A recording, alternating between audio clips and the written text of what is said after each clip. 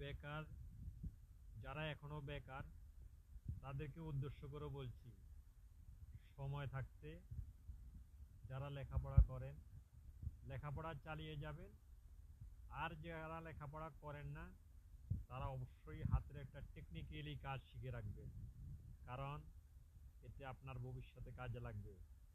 লেখাপড়া যেমন আপনার জীবনকে সাপোর্ট করবে, তেমনি টেকনিক্যালি একটা কাজও আপনার জীবনকে অনেক সাপোর্ট করবে।